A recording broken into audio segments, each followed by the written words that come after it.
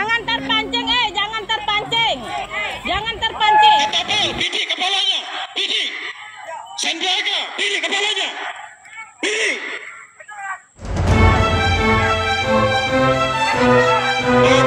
Maka persiapan. Maka persiapan. Ayo kita bermain. Halo Savers, berjumpa lagi di acara ngobrol bareng Save Our Borneo atau Ngobar Shop. Kali ini kita akan berdiskusi dengan tema sudahkah Kalteng di level darurat konflik agraria. Untuk membahas tema diskusi kita hari ini, kita kedatangan dua orang narasumber. Pertama narasumber kita Bang Dunisius Tribowo atau yang biasa disapa Ido Salis. Beliau merupakan jurnalis Kompas yang bertugas di Kalimantan Tengah. Beliau ini sudah bertugas lebih dari 5 tahun di Kalimantan Tengah. Artinya beliau sudah mencatat atau merekam banyak fakta yang terjadi di Kalimantan Tengah, terutama berkenaan dengan konflik agraria. Yang kedua narasumber kita adalah Bu Lois Trisia, SHMH. Bu Lois merupakan dosen di Fakultas Hukum Universitas Palangkaraya, di mana beliau merupakan dosen di bidang sumber daya alam dan lingkungan, yang artinya beliau juga cukup erat kaitannya dengan persoalan konflik agraria. Nah, pada kesempatan kali ini kita akan membahas persoalan konflik agraria di Kalimantan Tengah, di mana dalam 1 tahun terakhir ini kita banyak menyaksikan puncak dari konflik agraria yang sudah berlangsung lama di Kalimantan Tengah, terutama di sektor industri kelapa sawit. Ada banyak kasus yang Save Our Borneo rekam. Pertama itu mulai dari kasus konflik antara warga desa Penyang di Kabupaten Kota Ringin Timur yang menyebabkan adanya korban, yang menurut kami itu merupakan upaya dari kriminalisasi dari pihak pengusaha dan aparat keamanan. Kemudian di awal tahun lalu kita juga menyaksikan adanya konflik yang cukup menarik perhatian banyak orang, yaitu konflik antara masyarakat desa di Surian Tengah berkonflik dengan PT BJAP, dan baru-baru ini kita juga menyaksikan konflik yang kemudian menelan korban nyawa di dalam perkebunan kelapa sawit yang terjadi di Desa Bangkal. Kita turut berduka atas meninggalnya almarhum Gijik yang mati tertembak oleh aparat kepolisian pada saat mereka sedang menuntut hak mereka di PT Hamparan Mas Sawit Bangun Persada 1 di Kabupaten Surian. Saya pikir untuk tidak berpanjang lebar, lebih baik kita mendengarkan langsung informasi dan fakta-fakta yang selama ini disaksikan dan direkam oleh narasumber kita, yaitu Bang Ido Salis, yang cukup banyak merekam fakta-fakta di Kalimantan Tengah. Bagaimana Bang Ido berkenaan dengan persoalan konflik agraria di Kalimantan Tengah? Selama ini kami melihat Bang Ido banyak sekali menulis berita berkenaan dengan konflik, mulai dari kasus Sembulu, Penyang, kemudian Kinipan, Bangkal, BJAP, ada banyak. Mungkin Bang Ido bisa ceritakan seperti apa pengalaman Bang Ido dan mengapa membuat Bang Ido menjadi cukup perhatian dengan isu konflik agraria di Kalimantan Tengah. Oke, makasih Bi. Sejak saya ditugasin 2015 ya di Kalimantan Tengah, memang itu konflik agraria atau persoalan-persoalan lingkungan yang berhubungan dengan masyarakat pada saat itu, saat 2015 itu tidak banyak menyita perhatian media khususnya gitu, sehingga saya mencoba untuk terus menelusuri. Dan tadi Habibie sempat menyebut beberapa kasus, mulai dari Sembulu di Danau Sembulu, Kinipan, sampai ke tahun 2023 ini kasus di Bangkal di Seruyan. Itu ternyata ada banyak kesamaannya gitu dari konflik-konflik agraria itu. Salah satunya korbannya selalu masyarakat. Korban dari konflik agraria itu selalu masyarakat yang terkriminalisasi, dipenjara, kehilangan tanahnya, kehilangan ruang hidupnya, Bahkan yang menurut saya salah satu yang paling buruk adalah kehilangan budayanya. Ada tradisi dan budaya yang hilang ketika tanahnya itu atau ruang hidupnya itu hilang. Nah, dan kesamaan lainnya, konflik ini selalu konflik agraria di Kalimantan Tengah itu selalu dimulai ketika investasi masuk dalam izin-izin konsesi dalam bentuk apapun gitu ya Bu, perkebunan, pertambangan, bahkan perusahaan kayu juga, dan HTI di sini ada banyak sekali gitu. Nah itu beberapa kesamaan aja gitu yang saya catat selama meliput persoalan konflik agraria di Kalimantan Tengah, dan faktor-faktor yang menyebabkan konflik itu banyak sekali gitu. Nah terus satu lagi yang harus saya sampaikan, dari banyaknya konflik agraria yang terjadi di Kalimantan Tengah itu selalu ada pro dan kontra di tengah masyarakat. Nah itu juga salah satu kesamaannya juga, bahwa ketika ada investasi yang masuk di masyarakat itu bukan seakan-akan ya, bahkan faktanya memang di beberapa desa itu terbelah gitu. Ada yang mendukung, ada yang menolak, dan yang menolak itu selalu yang termarginalkan. Di Danau Sembulu salah satu warga ditangkap dan dipenjara pada saat itu karena berjuang menolak dan mempertahankan tanahnya. Di Kinipan kita semua tahu, bahkan Indonesia juga tahu, ketua adatnya saat itu Pak Effendi Buhing juga sempat ditangkap, meskipun kemudian bebas pun karena viral di media dan di media sosial pada saat itu ya. Dan gak hanya Pak Buhing, pada saat itu ada 5 orang lainnya yang ditangkap dengan persoalan yang sebenarnya tidak harus diurus lah sama polisi gitu. Ada persoalan yang jauh lebih besar sebenarnya di balik itu, tapi yang justru nggak diurus tuh, nggak jadi perhatiannya aparat gitu. Itu yang saya sayangkan sekali, dan kejadian itu berulang sampai di tahun 2023. Kita semua menyaksikan bagaimana kebrutalan aparat pada saat mencoba mengamankan unjuk rasa yang terjadi di Bangkal pada saat itu, dan itu juga akarnya adalah konflik agraria, yang mana lagi-lagi tidak dilihat sebagai persoalan utama dalam menyelesaikan persoalan gitu di Bangkal. Memang dalam kasus Bangkal ini ada menaruh perhatian lebih karena memang dia eskalasinya tinggi, ada sampai tewasnya Giji, itu harusnya menjadi perhatian banyak orang gitu ya. Nah terus penyelesaiannya juga mereka mulai baik dari pemerintah mulai mencoba untuk mengurai benang kusut di Bangkal, dari persoalan tanahnya, kebun plasma, dan juga persoalan perkebunan sawit. Nah itu mungkin nanti sambil ngobrol gitu ya. Di satu sisi ada proses hukum yang menurut kami media itu jalan di tempat atau mandek gitu. Oke, makasih Bang Aldo. Jangan dikeluarkan semuanya dulu ya. Tahan dulu. Baik, jadi sebelum kita pindah ke Bu Lois, saya disclaimer terlebih dahulu bahwa dalam acara ini sebenarnya kita mengundang dari unsur pemerintah. Jadi sebelum acara ini kita laksanakan, kita sudah meminta dari Dinas Perkebunan Provinsi Kalimantan Tengah untuk menjadi narasumber dalam acara ini, agar kita bisa mendengarkan bagaimana upaya dari pemerintah dalam menyelesaikan persoalan khususnya berkenaan dengan konflik agraria di Kalimantan Tengah. Kita mungkin pindah dulu ke Bu Lois. Jadi sebelum Bu Lois menyampaikan pandangan beliau yang selama ini juga cukup memperhatikan persoalan konflik agraria di Kalimantan Tengah. Jadi kalau kita lihat di Kalimantan Tengah itu seperti yang disampaikan oleh Bang Aldo tadi Bu. Jadi konflik ini mulai terlihat ketika industri atau investasi berbasis lahan itu masuk di Kalimantan Tengah. Ada banyak modus yang kemudian membuat masyarakat itu menjadi termarginalkan. Mulai dari penguasaan lahan, di mana penguasaan lahan itu dilakukan tanpa proses yang transparan. Masyarakat diberikan janji-janji yang pada kemudian harinya janji-janji itu tidak dipenuhi. Misal soal plasma, kemudian soal akses terhadap pekerjaan akan lebih mudah, kesejahteraan dan lain sebagainya.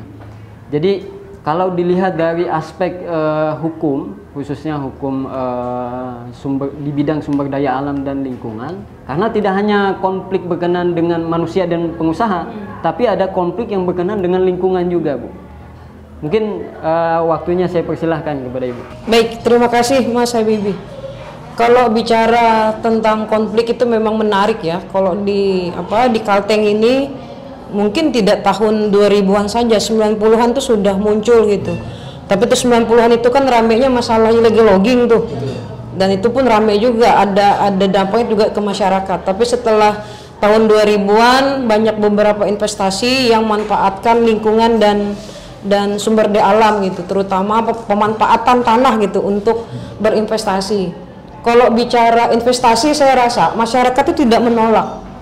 Saya sudah beberapa kali berkunjung ke beberapa desa yang dimana desanya itu ada izin usaha, misalkan konsesi, misalkan perkebunan ataupun bentuk apapun izin konsesi itu, mereka rata-rata tidak menolak itu.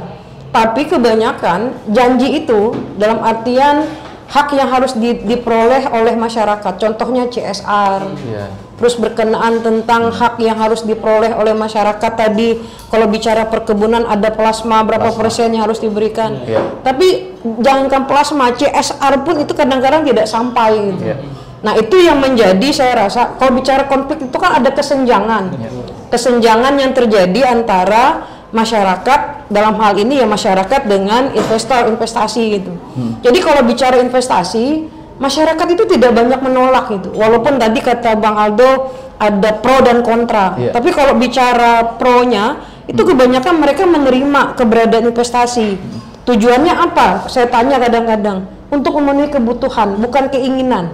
Karena kan nanti ada kebutuhan, ada keinginan gitu. Nah kalau bicara kebutuhan untuk memenuhi kebutuhan hari-hari gitu, maksudnya begitu maunya. Misalkan apa saya bilang, misalkan kami direkrut sebagai tenaga kerja dari perusahaan misalkan, untuk memenuhi kebutuhan hari-hari dari gaji yang diberikan. Tetapi ya itu tadi, konflik itu muncul pada saat posisi masyarakat tidak terpenuhi kebutuhannya akibat dari investasi itu gitu.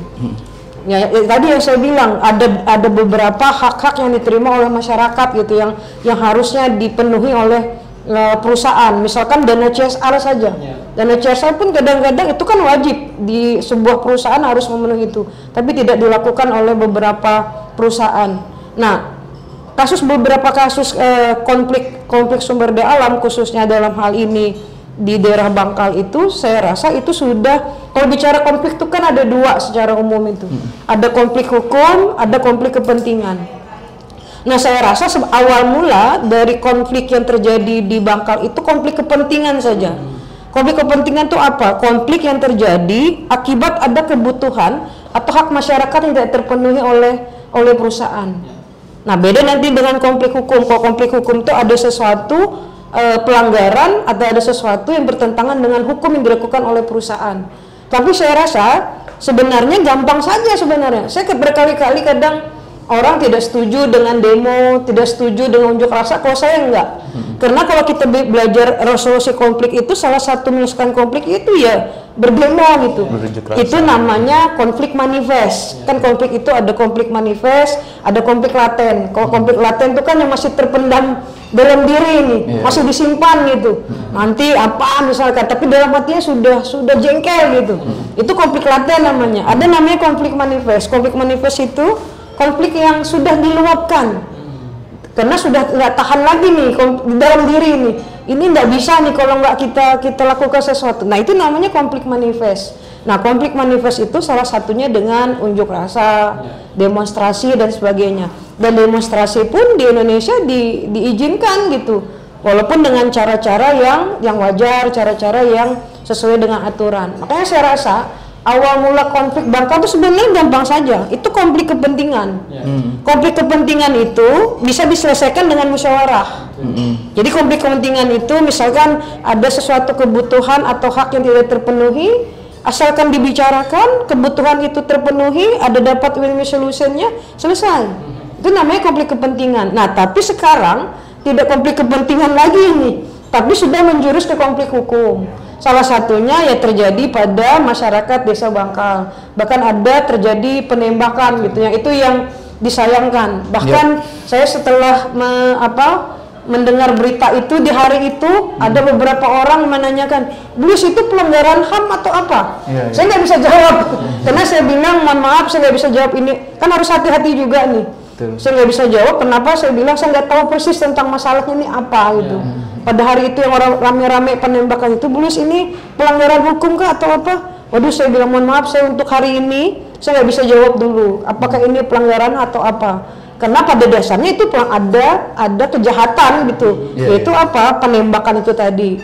Nah, saya tidak kalau bicara tentang penembakan mungkin sekarang dalam proses. Baru-baru ini kan sudah kita dengar bahwa Lembaga Bantuan Hukum Palangkaraya membantu masyarakat Desa Bangkal untuk menindaklanjuti sampai pergi ke Jakarta gitu untuk mempertanyakan ini gitu. Ini salah satu menurut saya pukulan untuk Polda Kalteng. Kenapa sampai melapor ke sana gitu? Ke Mabes Polri gitu. Kenapa nggak cukup di sini? Kenapa? Menurut saya itu ada sesuatu yang tidak diberikan secara gamblang informasi itu. Berarti tingkat kepercayaan masyarakat terhadap peran Polda Kalimantan Tengah itu berkurang gitu. Kenapa? Kok sampai melapor ke Mabes gitu? Kenapa nggak dapat informasi saja dari Polda Kalteng gitu? Nah, ini salah satu juga saya rasa peran dari Polda Kalteng itu juga harus dipertanyakan juga gitu. Kalau bicara informasi publik tentang suatu hal itu harus wajib mereka berikan gitu. Ini nggak sampai harus ke Mabes melaporkan ini. Berarti kan ada suatu hal yang mengganjal ya, konflik tadi, konflik yang dirasakan oleh keluarga korban atau berapa orang pihak yang terkena dampak dari akibat ini. Nah, kalau bicara konflik seperti itu gitu, ini sudah konflik hukum. Pada awalnya kalau menurut saya gampang saja tadi, konflik kepentingan saja gitu.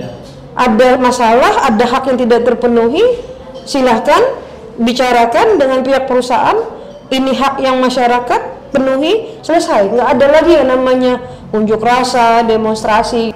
Bila haknya terpenuhi. Bila terpenuhi itu kan konflik kepentingan begitu kan? Selesai dia konflik kepentingan itu. Ada suatu hal yang dirasa kurang atau tidak dipenuhi, berarti dia muncul tuh konflik itu. Akibat dari tidak terpenuhinya konflik kepentingan itu akhirnya menjadi konflik hukum. Nah, itu tidak akan pernah berhenti konflik seperti ini.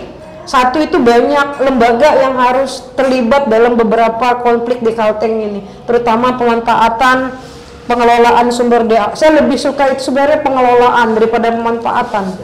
Kalau pengelolaan itu kan ada hak dan kewajiban yang harus dipenuhi.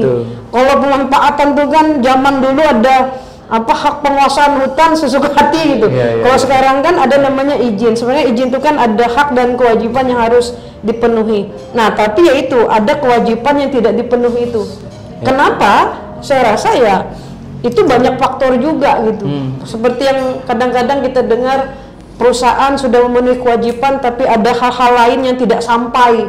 Hak masyarakat itu pun kalau kita gali itu sering muncul itu di daerah-daerah wilayah yang banyak potensi investasi sumber daya alam. Memang sering bermasalah itu perkebunan. Kenapa perkebunan? Perkebunan ini kan dia istilahnya itu izin pelepasan kawasan hutan. Ada tanah orang, dia harus bereskan, dia beli gitu. Nah, itu kan muncul konflik juga nih. Dalam artian dalam hal pengalih fungsian kepemilikan juga nih kadang-kadang juga jadi masalah gitu. Bukan hanya pasma saja, pengalihan fungsi hak dari masyarakat ke perusahaan juga kadang-kadang tidak sesuai harganya gitu. Tapi memang kalau kita catat paling banyak masalah konflik itu ya di perkebunan gitu. Kalau bicara tentang kurang. Baik Bu, ditahan dulu ya. Nanti kita explore lebih jauh. Banyak cerita ya karena nggak habis-habis gitu. Ya, tadi kita mendengar dari Bu Lois itu ada dua jenis konflik ya. Pertama itu konflik hukum dan konflik kepentingan. Nah, ini berdasarkan yang kami amati selama ini ya Bu ya. Mungkin bisa jadi ini diklasifikasikan sebagai selain konflik kepentingan juga bisa diklasifikasikan sebagai konflik hukum. Mengapa begitu? Karena misal kan kelapa sawit ini yang kebanyakan terjadi di Kalimantan Tengah, kata Ibu tadi, konfliknya kebanyakan terjadi di perkebunan kelapa sawit karena dia membutuhkan lahan yang luas. Betul. Dan harus pelepasan kawasan hutan. Dan kita tahu bahwa setiap kegiatan usaha ini kan dia menggunakan rezim izin. Artinya ada sesuatu yang sebelumnya dilarang, kemudian diberikan izin, diperbolehkan melalui skema izin begitu. Nah, tapi banyak fakta yang kita temukan itu di Kalimantan Tengah, ada banyak perusahaan kelapa sawit yang beroperasi itu di luar izinnya, Bu. Di antaranya itu sebagaimana yang dituntut oleh masyarakat di Desa Bangkal. Ada kebun sawit yang kira-kira luasnya itu seluas 1.175 hektar yang dianggap oleh masyarakat, di mana informasi itu sendiri diperoleh dari pemerintah dan perusahaan. Katanya ada senilai itu sawit yang ditanam di luar HGU. Nah, ketika masyarakat menuntut itu, mendesak pemerintah untuk menyerahkan lahannya, ada banyak alasan dari pihak pemerintah. Karena ini tidak clean and clear dan sebagainya. Tetapi selama ini kita banyak melihat perusahaan kelapa sawit meskipun tidak berizin masih bisa memanfaatkan sawit itu. Itu kira-kira dari aspek hukumnya gimana itu, Bu? Sebelum Bang Aldo nanti ya. Baik, saya nih yang jawab nih. Atau yang dulu aja. Sini baru Bang Aldo. Nah, ini juga yang menjadi masalah itu karena pakai katanya. Kalau bicara katanya ini kan kita informasi itu tidak komplit, tidak sepihak. Makanya kalau saya bicara hukum itu data yang harus kita kumpulkan itu namanya data akurat, bukan data update gitu. Jadi data akurat. Nah, ini yang menjadi sumber masalah itu karena berdasarkan kalau istilah orang bahasa gaul itu ujarnya, ujar ini, ujar itu. Nah, itu tuh bahaya sebenarnya. Karena kita nggak punya informasi yang akurat bahwa sebenarnya itu apa gitu. Nah, seharusnya kalau bicara tentang informasi itu seharusnya yang dilakukan yang pertama itu adalah peran aktif dari perusahaan gitu untuk menyampaikan itu. Saya rasa kalau bicara tentang izin itu kurangnya kekuatan dari pemerintah untuk mengawasi dari izin itu. Pengawasan kan kalau bicara izin itu kan bicara hukum administrasi itu. Jadi kalau bicara hukum administrasi itu kan bicara tentang pengawasan dari siapa yang memberi izin itu. Salah satu kekurangan dari pengawasan nih tentang izin itu bicara pengawasan. Kalau bicara pengawasan itu bisa kita lihat kalau bicara pengawasannya istilahnya yang konkret dan patuh dan taat pada aturan, saya rasa tidak ada namanya konflik-konflik sumber daya alam itu muncul gitu. Kenapa? Kalau pengawasan itu dilakukan oleh pihak yang memberi izin, saya yakin apa yang dilakukan di lapangan itu sesuai dengan aturan hukum gitu. Nah, tapi kalau bicara pengawasan juga lemah, yang diharapkan hukumnya begini tapi ternyata hukum yang dilaksanakan di lapangan itu tidak sesuai dengan yang diharapkan oleh hukum, karena pengawasannya juga terbatas dan tidak kuat begitu. Nah, itu sering terjadi pelanggaran secara administrasi. Kalau bicara hukum administrasi, bicara izin itu kelemahannya salah satunya fungsi pengawasan gitu. Fungsi pengawasan yang masih lemah dalam melakukan penerapan izin itu gitu. Karena di izin itu kan berisikan hak dan kewajiban.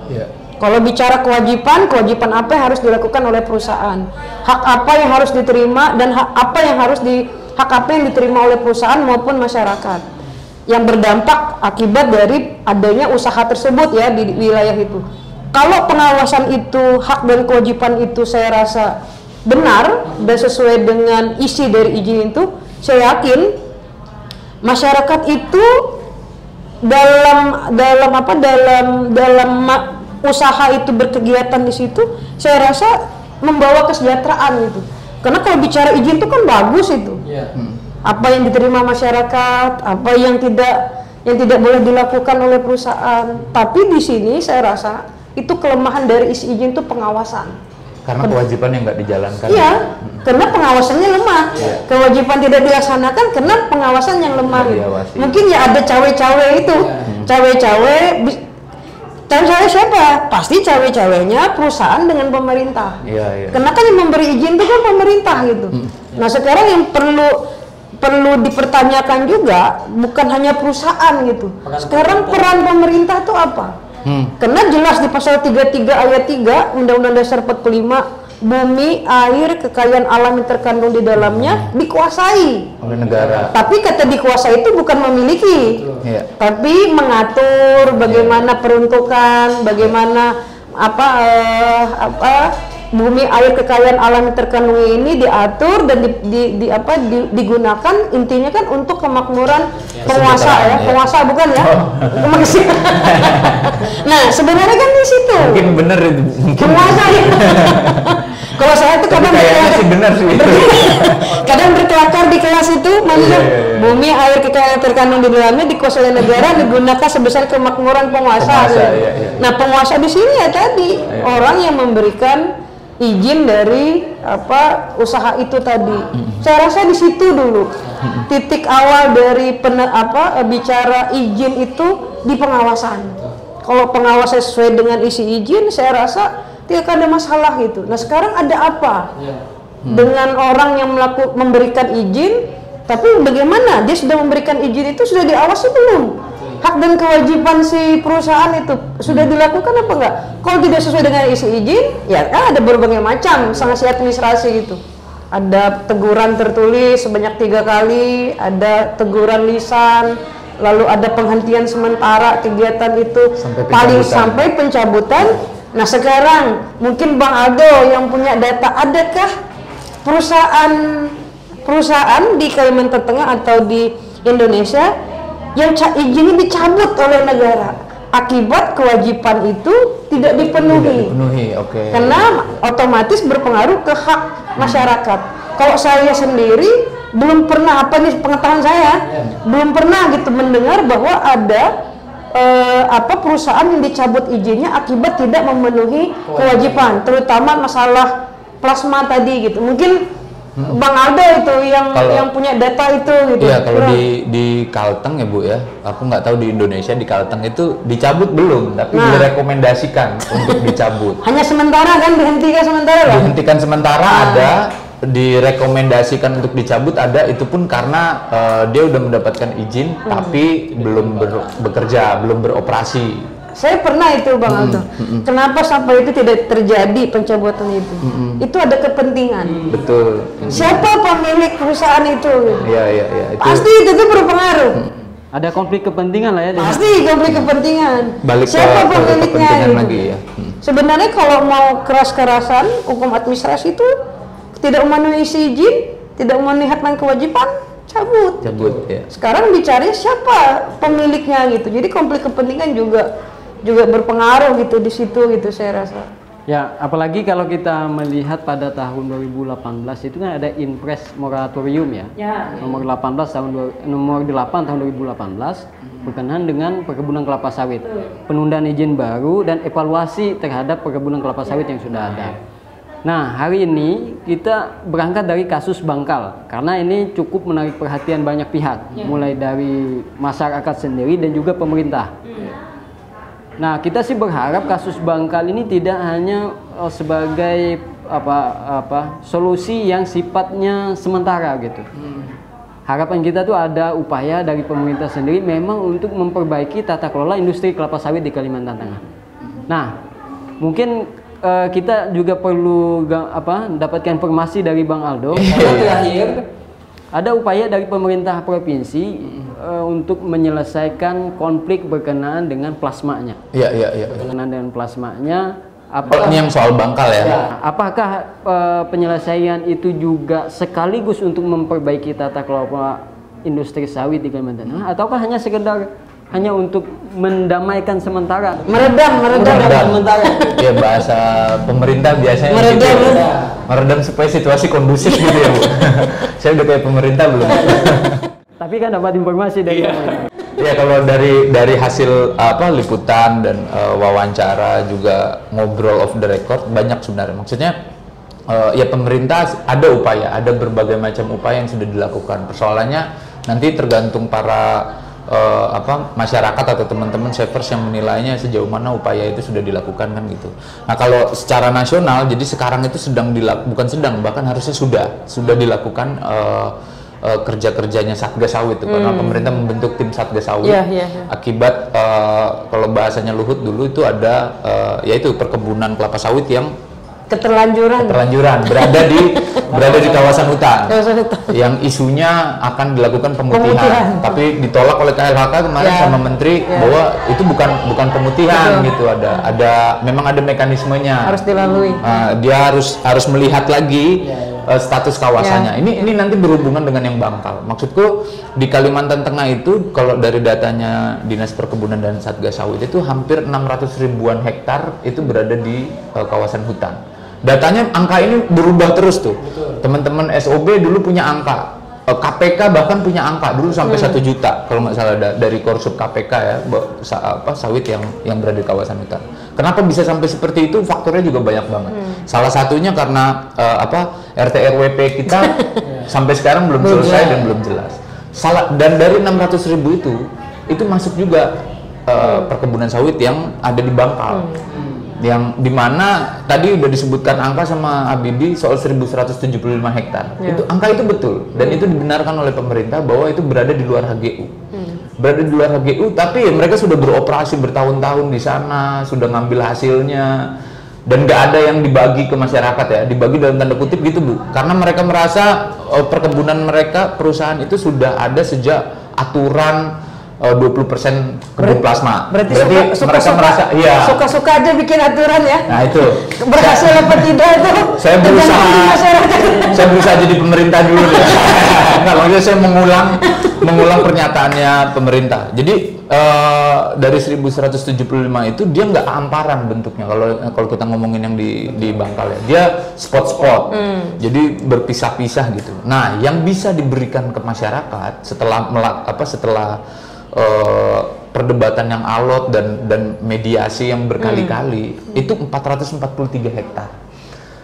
Dan pemerintah beralasan akan menjadikan yang 1175 itu tetap kebun masyarakat. Dia nggak mau nyebut kebun plasma ya. Pemerintah maunya nyebutnya kebun masyarakat. Diberikan untuk kebun masyarakat. Nggak tahu masyarakat siapa ya? Ya nggak tahu. Nah kalau pertanyaannya masyarakat siapa? Dinas Perkebunan membentuk koperasi bersama perusahaan ya, meminta perusahaan untuk membentuk koperasi. Saya baru tanya tadi itu ada di dalamnya ada 627 keluarga. 627 keluarga bukan orang ya, 627 keluarga. Lalu saya tanya apakah itu sudah mencakupi seluruh? Dijawab memang tidak bisa seluruh. Jadi memang itu hanya warga desa Bangkal yang memang beririsan dengan perusahaan kebun-kebunnya. Nah, dia harus tahu tanah-tanahnya mereka itu di mana aja. Jadi ada proses lah di sana. Nah, 443 hektar ini yang akan menjadi kebun masyarakat. Sisanya itu dari 1175, sisanya itu ada di kawasan-kawasan hutan produksi. Yang 443 ini ada di kawasan putih ya istilahnya ya, di APL, sehingga bisa dijadikan kebun masyarakat. Tapi itu pada prakteknya nanti Bu, karena melalui koperasi, kalau menurut Dinas Perkebunan, dia skemanya tetap hanya akan memberikan apa ya istilahnya ya, uang apa sih? Kompensasi lah gitu dari kebun itu. Jadi kebunnya namanya kebun masyarakat, tapi bukan dikelola oleh masyarakat. Harusnya kan dikelola oleh masyarakat. Jadi masyarakat hanya sebagai penerima. Nah, meskipun ini bukan solusi final dari pemerintah ya. Saya bertanya kan juga apakah ini udah setelah ini selesai atau gimana? Oh enggak, kita masih akan cari form terbaik lah sehingga semua bisa menerima. Dan saya pun saya juga tidak yakin bahwa solusi itu sudah dibicarakan menyeluruh lah sama masyarakat di sana gitu. Apakah benar-benar mereka menerima solusi yang akan ditawarkan? Dan sampai sekarang memang belum eksekusinya belum. Maksudnya itu baru tawaran pemerintah yang memang yang menurut mereka sudah deal dengan perusahaan dan masyarakat soal 443 itu. Tapi masyarakat yang mana kita nggak tahu kan. Gitu. Nah kalau ngomongin soal Bangkal, informasinya sudah sampai di situ. Tapi ya itu tadi salah satu akar masalahnya di desa Bangkal itu salah satunya adalah bagaimana ini juga persoalan sawit yang masuk dalam kawasan hutan gitu, di mana hutan itu dulu adalah tempat aktivitasnya masyarakat. Intinya belum clean and clear ya. Betul. Kalau dari wawancara saya ke masyarakat, Bu, semua warga itu pada dasarnya dulunya menolak adanya perkebunan sawit itu. Mereka menerima karena mereka dijanjikan kesejahteraan. Itu janji memenuhi kebutuhan. Betul. Dan itu zaman Bupati yang sudah meninggal ya, almarhum itu, Darwan Ali ya. Darwan Ali yang datang, udah kasih aja tanahnya, itu bahasanya, berikan aja tanahnya ke perusahaan. Nanti perusahaan, kamu akan kerja di perusahaan, kamu akan dapat itu janji. dapat kebun dan lain sebagainya, dapat kesejahteraan, bahasanya kesejahteraan. Tapi itu nggak didapat. Jadi sebenarnya tuntutan kebun plasma itu mereka hanya mencari alasan supaya tanahnya balik.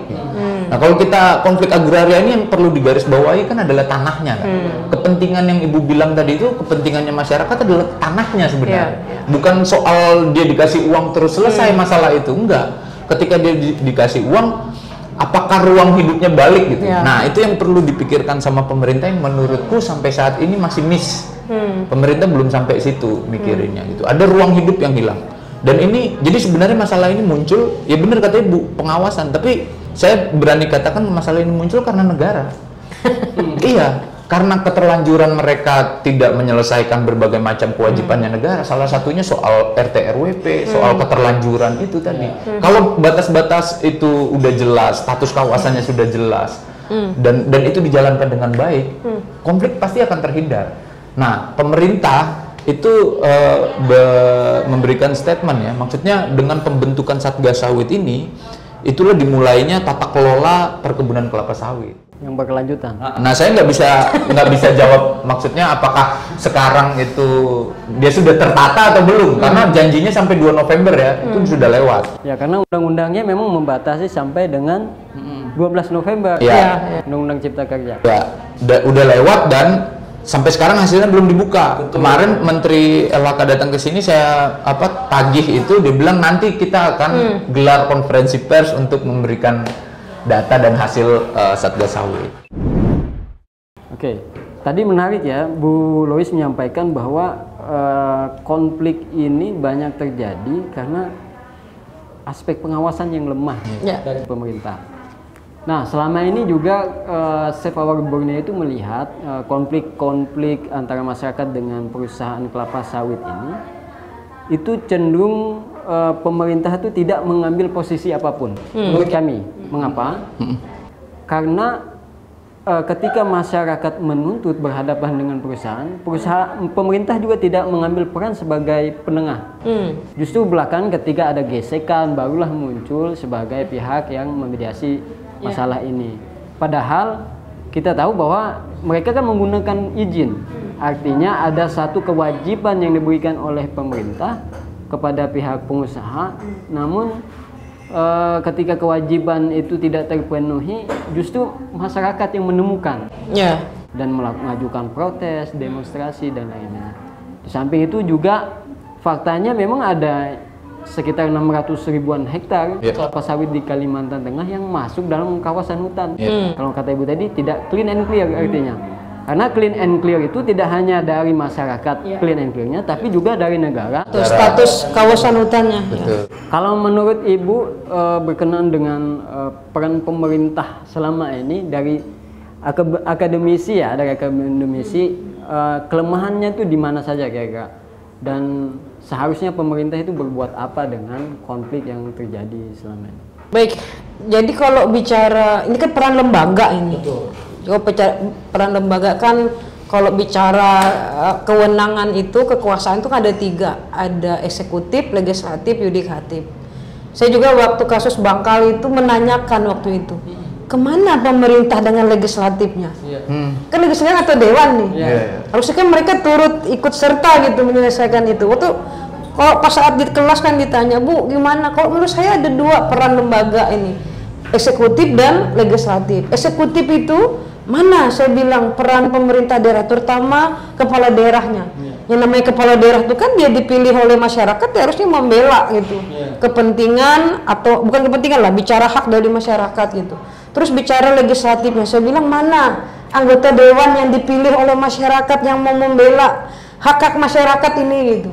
Nah, satu sisi yaitu saya bilang tadi, kelembagaan ini kenapa lemah, di mana perannya yang harus ditekankan, lemahnya apa? Yaitu tadi, masih ada yang sifatnya kepentingan-kepentingan yang punya hubungan di belakang pemerintahan.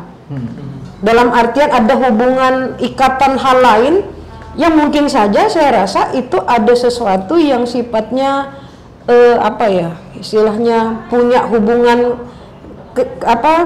personal ya. Personal. Kalau kita mau bukaan banyaklah cerita itu. Hubungan di luar prosedur birokrasi itu ada sesuatu di luar itu. Makanya ada tugas KPK, tugas apa untuk mengawasi itu kan, bicara kinerja dari pejabat itu. Nah, perannya yang paling penting yang pertama itu peran pemerintah. Walaupun kadang-kadang peran pemerintah daerah dan pemerintah pusat itu tarik menarik. Undang-undang tentang otonomi daerah, pemerintahan daerah juga tidak tegas gitu. Banyak ada beberapa kewenangan oleh pemerintah daerah juga diambil oleh pemerintah pusat. Nah, satu sisi juga kalau bicara tentang clear and clean itu bicara juga seharusnya memang pemerintah turut serta dalam proses clean and clear ini gitu. Di mana posisi pemerintah dia yang memberikan izin tadi. Kalau ini belum selesai, ya sudah, jangan dilakukan dulu produksi gitu, produksi dalam proses sehingga kelapa sawit itu bisa menghasilkan sesuatu yang nilainya produktif gitu. Nah, peran pemerintah itu penting, tapi harus bersama-sama. Tidak hanya lembaga tertentu saja, misalkan dinas perkebunan atau tidak, tapi ini harus bersama-sama gitu, dan harus terbuka dan harus konsisten dengan isi izin yang dikeluarkan. Ketidakkonsistenan itu mengakibatkan beberapa konflik yang terjadi di masyarakat gitu. Jadi tidak hanya eksekutif saja, lembaga legislatif juga penting gitu untuk menyelesaikan masalah ini. Tapi ini kan konsisten kita kan, konsisten tidak pemerintah dengan pengawasan ini gitu. Kalau tidak konsisten, saya rasa tidak akan pernah selesai dan tidak pernah selalu ada gitu konflik agraria terutama di kawasan perkebunan. Kalau bicara pengalihan hak, misalkan tanah tadi dibicarakan oleh Bang Aldo gitu. Kalau pengalihan hak tanah itu kan ada beberapa cara. Misalkan jual beli, hibah, dan terakhir itu bicara pewarisan. Nah, kalau bicara jual beli berarti pada posisi masyarakat menjual tanahnya. Oke lah, kadang-kadang ini tidak bisa kita pungkiri, masyarakat juga terbuai dengan harga ini, dengan harga tanah yang ditawarkan oleh pihak perusahaan gitu. Tapi dia tidak memikirkan efeknya ke depan. Ini kan jadi apa gitu. Tapi kadang-kadang ada masyarakat begitu, ditawarkan nanti saya beli tanahmu dengan harga sekian, dia terbuai gitu, tanpa memikirkan nanti saya ini kalau jual tanah ini apa gitu, manfaatnya jangka panjangnya, yang memikirkan tuh jangka pendek gitu dengan harga yang ditawarkan oleh pihak perusahaan. Nah, kadang-kadang ini juga tidak maksud saya harus seimbang informasi ini. Kadang-kadang masyarakat juga menerima informasi itu tidak lengkap gitu, hanya terbuai dengan harga-harga yang dijanjikan oleh pihak perusahaan. Dan itu kalau udah habis selesai, dia tanah hilang dan sebagainya. Nah, ini mungkin tugas kita bersama mengedukasi masyarakat gitu. Tapi kadang-kadang tadi Bang Aldo bilang ada pro dan kontra kalau bicara tentang penguasaan tanah terutama untuk kawasan perkebunan gitu. Karena ada beberapa masyarakat juga mempengaruhi juga masyarakat yang awal tidak mau jual tanahnya tapi terpengaruh. Nah, itu kadang-kadang di masyarakat itu ada orang-orang yang wakil dari perusahaan untuk membawa masyarakat lain untuk menyerahkan tanahnya. Nah, mungkin ini tugas kita bersama. Memang tidak gampang mengedukasi, mengubah mindset orang itu tidak gampang. Tapi paling tidak kalau ini terus menerus, dan apalagi kalau ada buktilah ada sesuatu hal yang bisa kita berikan bermanfaat dan itu bisa mengubah mindset mereka, saya rasa bisa saja. Tapi memang tidak singkat. Ceritanya panjang. Kenapa? Banyak saya bilang itu, banyak janji-janji, banyak pengharapan yang mereka harapkan dari pihak perusahaan ini gitu, untuk tadi Bang Aldo bilang kesejahteraan itu, Iya. tapi kesejahteraan memang pendek, tidak berkepanjangan gitu, tidak berkesinambungan gitu. Nah tadi kalau bicara ternyata ada beberapa wilayah terutama di Bangka yang masuk wilayah kawasan hutan. Saya rasa di sini juga ada ketidaksinkronan di tingkat lembaga pusat. Dalam pemberian izin tapi belum clear dia di kawasan hutan misalkan, kecuali di APL. Kalau APL kan silakan saja, tapi kalau masih di kawasan hutan produksi, hutan konservasi atau masuk di kawasan hutan lindung dan sebagainya, nah itu kan bahaya gitu. Nah bahkan ada tim yang Satgas itu aja belum clear gitu di tingkat pusat, sudah membentuk Satgas. Makanya kalau belajar tentang kelembagaan sumber daya alam itu, saya ingat betul ya, beberapa pernah saya dengar pernyataan lebih baik kelembagaan sumber daya alam itu diserahkan ke masyarakat. Tingkat tapak ya. Iya, tingkat tapak. Apalagi kalau bicara masyarakat adat, masyarakat hukum adat. Kalau kebanyakan ini beberapa fakta ya, kelembagaan sumber daya alam yang dikelola secara modern itu kebanyakan kadang memunculkan konflik. Kalau dikelola secara modern, contohnya ada kementerian ini dan mereka pun juga tidak sinkron gitu untuk memberikan sesuatu, misalkan tadi ada semacam ego sektoral. Betul. Silakan. Aku sepakat sama Ibu Louis tadi bicara soal edukasi. Sebenarnya di awal tadi Ibu Louis itu sebenarnya juga jadi salah satu cara untuk mengantisipasi konflik gitu sebenarnya. Maksudnya ketika perusahaan datang, masyarakat tuh bener-bener harus tahu semuanya. Betul, iya. Dia pada saat perusahaan datang itu sosialisasinya harus benar-benar dilakukan. Dan mungkin bahasanya bukan sosialisasi lagi, tapi edukasi. Gitu. Kalau tanah ini saya sewa selama 35 tahun, apa yang akan terjadi? Gitu? Apa dampak yang akan diterima oleh masyarakat? Apa keuntungannya yang diterima oleh masyarakat? Jadi sosialisasi nggak sekedar memberikannya itu kayak janji-janji tadi gitu. Tali asih ya. Ya pulang dapat uang ongkos kan, tali asih. Yang penting amplopnya tebel gitu. Padahal pecahannya 1.000. Lebih ironisnya lagi kalau tadi Bu Louis mengatakan bahwa mereka tergiur dengan nilai ganti rugi. Itu. Tapi kami juga menemukan situasi ketika masyarakat itu berhadapan dengan perkebunan kelapa sawit, mereka tidak mendapatkan informasi yang lengkap tadi. Kemudian disampaikan bahwa ini tanah Bapak masuk dalam izin kami, Bapak harus serahkan ke kami dengan kami ganti rugi sekian ratus ribu per hektar. Dan izinnya belum keluar juga sebenarnya. Biasanya itu orang lokal juga loh Mas. Orang lokal yang mempengaruhi masyarakat ini gimana gitu. Dan kecenderungannya orang yang memiliki pengaruh di daerah. Iya, berpengaruh biasanya.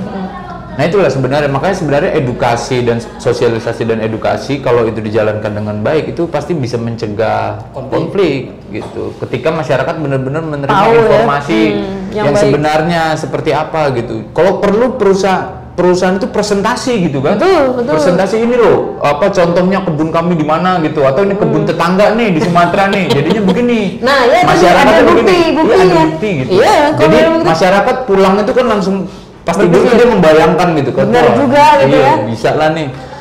Gitu.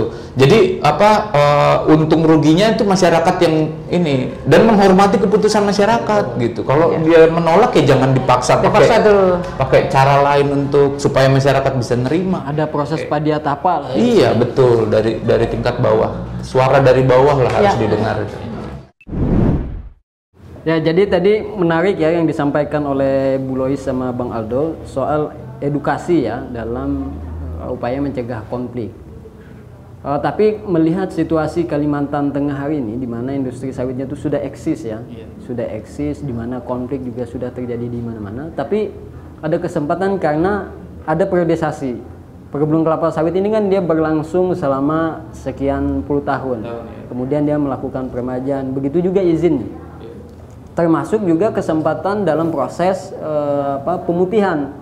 Karena ada kewajiban-kewajiban yang harus dipenuhi, persyaratan yang harus dilengkapi.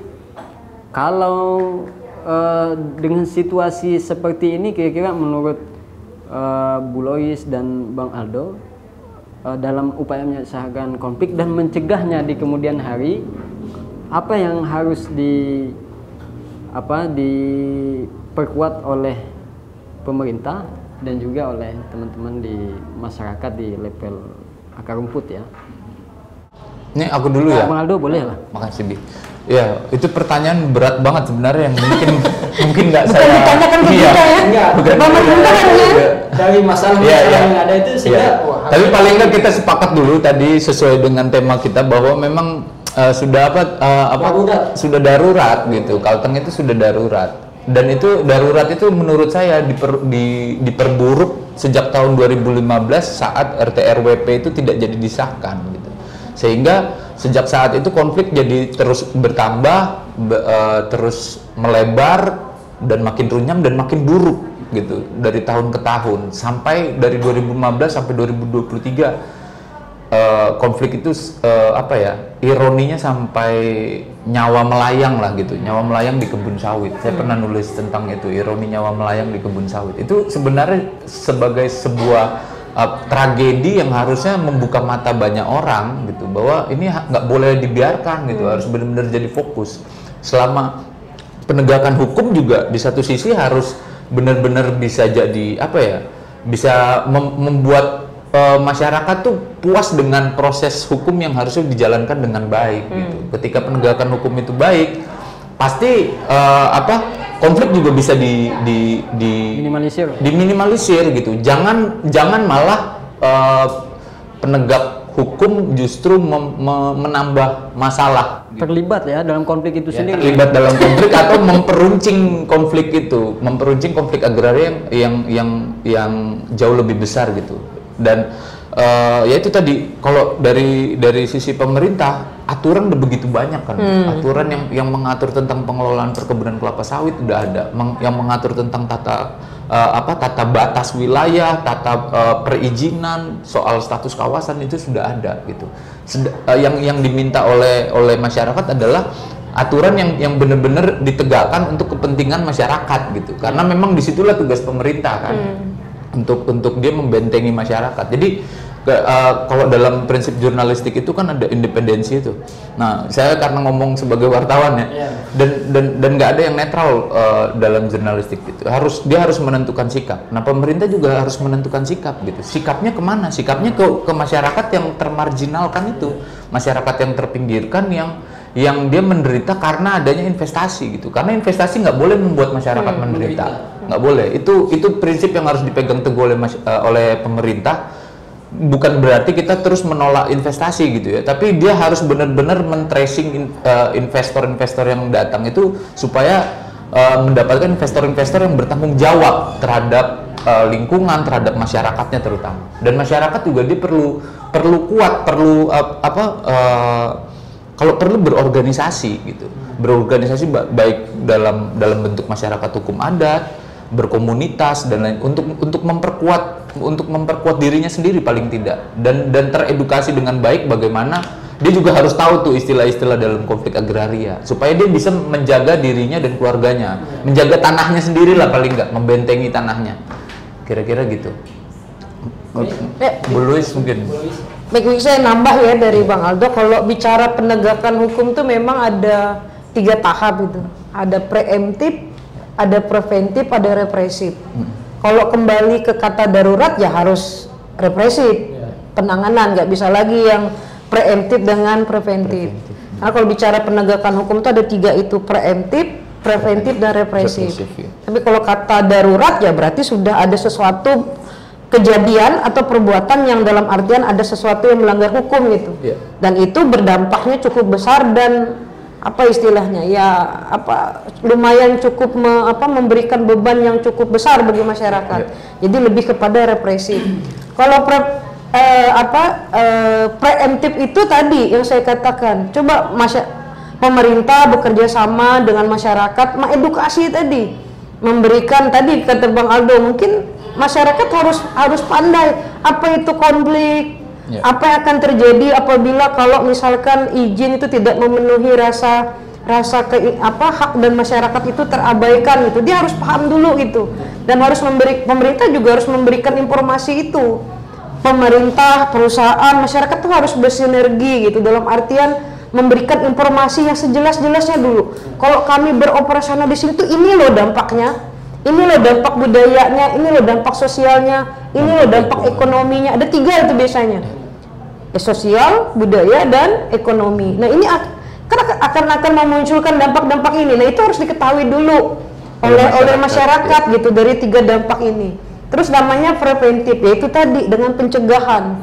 Pencegahan itu dengan fungsi pengawasan. Fungsi pengawasan diperkuat oleh lembaga yang memberikan izin. Saya yakin kalau pengawasan itu kuat, tidak akan konflik itu terjadi di masyarakat. Kenapa? Di level atas sudah ditahan gitu, konflik ini ditahan dalam tidak terjadi. Kenapa? Pengawasan izin itu memang benar-benar dilakukan gitu. Terus yang terakhir represif. Kalau represif ya itu kalau ada kejadian gini ya udah pakai hukum pidana, perdata. Kalau bicara hukum represif kan lebih dikuatkan itu. Nah sekarang lembaga juga harus diperkuatkan, lembaga penegak hukumnya. Tadi dibilang Bang Aldo harus diperkuat gitu. Penegak hukumnya jangan sampai ya ikut-ikutan, dalam artian walaupun tidak ikut langsung tapi memperkeruh keadaan itu. Dalam artian ya di kasus Bangkal ya polisi harus juga represif, memberikan informasi gitu. Jangan sampai kepercayaan masyarakat itu juga hilang kepada kepolisian akibat tidak memberikan informasi yang jelas terhadap kasus ini. Makanya saya bilang tadi, kekecewaan keluarga sampai melapor ke Mabes itu kekecewaan keluarga karena informasi tidak didapatkan gitu. Dan itu mungkin jadi pelajaran untuk Polda Kalteng. Sampai juga berganti poldanya kan. Saya pernah ingat itu perkataan dari salah satu pakar hukum agraria, Profesor Dr. Maria Sumberjono. Luis katanya. Itu waktu keluarnya Undang-Undang Cipta Kerja. Saya kan nanya, gimana Prof dengan Undang-Undang Cipta Kerja itu, saya bilang. Sebagus apapun produk hukum itu, tapi kalau orang yang melakukannya, oknum itu masih melakukan hal yang di luar itu, nggak akan pernah tegak katanya hukum itu. Sebagus apapun Cipta Kerja katanya menghindari korupsi, kolusi, nepotisme karena izin yang terintegrasi kan. Tidak langsung orang yang memberikan izin tidak langsung bertemu kan dengan orang yang meminta izin, itu ada sifatnya lebih teriris, lebih mudah, dan tidak ada banyak pertemuan antar orang yang meminta izin dengan yang memberi izin. Untuk menghindari itu katanya korupsi dan sebagainya. Sebagus apapun katanya sistem hukum kita, peraturan perundang-undangan kita, sepanjang masih ada pelaku dari penegak hukum itu yang melakukan itu, hukum itu nggak akan pernah tegak katanya. Sampai kapanpun dia bilang begitu. Sebagus apapun hukum itu, disinggung oleh Mas Aldo, saya teringat dari perkataan Prof. Maria tadi, sebagus apapun katanya tidak akan pernah tegak hukum itu. Apalagi kalau bicara tentang penguasaan tanah, ya memang kalau bicara penguasaan tanah yang sering berdampak itu ya masyarakat dengan masyarakat hukum adat. Itu kebanyakan orang-orang ini nanti yang terkena dampak dari penguasaan tanah akibat dari investasi. Makanya saya bilang dari awal tadi, saya ada beberapa kunjung ke beberapa desa itu, masyarakat itu tidak menolak investasi. Cuma yang menjadi sumber konflik itu hak mereka tidak diberikan gitu. Kalau investasi ya, kalau itu memang mesejahterakan sesuai dengan pasal 33 ayat 3 tadi, mereka mungkin saya rasa bisa memberi bekerja sama dan memberikan manfaat juga buat perusahaan. Tapi masalahnya hak masyarakatnya tidak diberikan. Nah tadi plasma itu sudah konflik manifest, itu sudah panjang. Saya yakin konflik manifest itu muncul karena bertahun-tahun dalam dirinya itu. Ini kenapa, akhirnya muncullah. Makanya kadang-kadang orang demo kalau saya itu salah satu penyelesaian konflik. Kalau belajar tentang proses konflik, makanya saya bilang tadi ada 3 aspek yang harus dilakukan: preemptif, preventif, dengan represif. Istilah kami hukum itu ada desen dan desolen namanya. Hukum yang diharapkan itu harus sejalan dengan hukum yang dilaksanakan di masyarakat. Hukum kita bagus, peraturan kita banyak. Ada sekitar belasan undang-undang yang mengatur tentang sumber daya alam. Tetapi ini juga tidak sinkron, saling tumpang tindih juga jadi masalah gitu peraturan-peraturan ini. Selain peraturan tumpang tindih juga kelembagaannya juga ego sektoral. Nah, kalau ini masih ada, tidak akan pernah habis yang namanya konflik agraria itu juga terus akan muncul gitu. Karena ini masalahnya dari segi pengawasan, penegakan hukumnya juga lemah itu. hukum ini nggak akan pernah tegak. Sebagus apapun, saya ingat betul kata Prof. Maya itu, sebagus apapun Luis katanya, hukum itu tidak akan pernah tegak katanya kalau masih ada oknum-oknum ini yang bermain di sistem ini gitu. Iya. Mungkin itu, atau Mas Aldo mau nambah? Udah lengkap, udah. Terima kasih Bang Aldo, Bu Lois sudah memberikan banyak masukan dan pencerahan kepada kita semua, termasuk juga kepada pemerintah dan masyarakat ya. Memang harus ada pemerintah ya. Betul. Mungkin sebagai pemegang kebijakan. Ya, nanti di lain waktu kita minta mereka untuk bicara memang. Ya, kasih ruang sendiri lah mereka ngomong aja. Agar tidak ada kesan kita seolah-olah menyudutkan pemerintah. Tidak, kita meminta mereka untuk menjelaskan sejauh ini bagaimana proses penanganan yang dilakukan oleh pemerintah. Saya dari apa yang disampaikan oleh Bu Lois dan Bang Aldo tadi, terutama dari Bu Lois, tadi beliau menyinggung bahwa sebagus apapun hukum kita itu, kalau aparatnya tidak bekerja dengan baik, maka tidak akan bisa ditegakkan hukum itu. Saya mungkin, karena saya juga mahasiswa hukum, Bu. Jadi aspek penegakan hukum itu dilihat dari 3 hal. Pertama itu dilihat dari substansinya ya Bu ya, aturannya, kemudian juga aparaturnya seperti apa. Apakah dia bekerja dengan baik, menjalankan hukum itu berintegritas atau tidak. Kemudian budaya masyarakat akan hukum itu sendiri. Nah, hari ini perusahaan investasi kelapa sawit juga sebagian dari warga negara Indonesia yang harusnya juga menjalankan usahanya itu sesuai dengan aturan hukum yang ada di Indonesia ini terutama. Kemudian juga kalau kita kembali pada pasal 33 ayat 3 Undang-Undang Dasar 1945 tadi, bahwa bumi, air dan lain sebagainya itu dikuasai oleh negara, tujuannya untuk mensejahterakan rakyat Indonesia atau memakmurkan rakyat Indonesia. Hal itu juga diturunkan dalam Undang-Undang Perkebunan, di mana tujuan dari Undang-Undang Perkebunan itu sendiri adalah untuk mensejahterakan rakyat. Nah, kita tahu bahwa industri kelapa sawit ini merupakan mitra dari pemerintah dalam usaha untuk memakmurkan dan mensejahterakan rakyat Indonesia. Tetapi faktanya hari ini, judul kita hari ini darurat konflik agraria, artinya ada sesuatu yang tidak beres dalam hal pengelolaan sumber daya alam kita, lebih khusus berkenaan dengan industri perkebunan kelapa sawit. Jika ini terus berlangsung, maka saya khawatir ini akan menjadi satu keadaan yang anarki. Iya, jangan heran ya. Ya, kekacauan di mana-mana, sehingga tujuan dari industri perkebunan untuk mensejahterakan masyarakat itu tidak tercapai. Sebaliknya, kita justru mendapatkan masalah-masalah yang terus terjadi setiap hari. Tentu situasi ini tidak kita inginkan. Dari berbagai masukan yang disampaikan oleh Bu Lois tadi dan Bang Aldo, berdasarkan pengamatan mereka sebagai akademisi, kemudian sebagai jurnalis, ini sudah kiranya pemerintah kita untuk mengambil informasi dan saran dari mereka dalam memutuskan atau mengambil kebijakan ke depan. Terutama saat ini pemerintah juga sedang melakukan upaya perbaikan tata kelola industri kelapa sawit di Indonesia, khususnya di Kalimantan Tengah, dapat dilakukan secara maksimal untuk meminimalisir konflik, kalaupun sama sekali tidak bisa dilakukan. Terima kasih para savers sudah bersedia menyaksikan ngobar shop ini, dan nantikan ngobar shop di selanjutnya. Hutan lebih baik dikelola masyarakat adat. Stop deforestasi, let's save our Borneo.